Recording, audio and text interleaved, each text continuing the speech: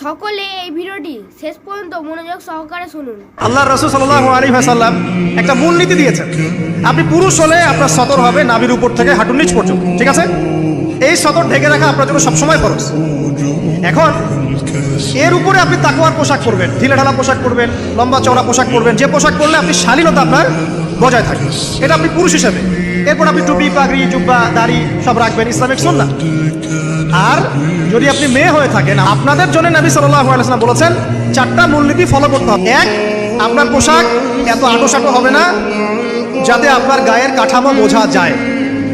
দুই, নবীজি বলেছেন এমন পোশাক পরবে না যেই পোশাক পরলে বাহির থেকে ভিতরের অঙ্গ দেখা যায়। তিন নাম্বার কি বললেন? তিন নাম্বার হচ্ছে কোনো পুরুষ কোনো মহিলার পোশাক পরতে পারবে না, কোনো মহিলা কোনো পুরুষের পোশাক পরতে পারবে না। আর চার নাম্বার, যে অমুসলিম যারা তাদের ধর্মীয় কৃষ্টি কালচারের সাথে সাদৃশ্য আছে এমন কোনো পোশাক মুসলিমদের পরা যাবে না।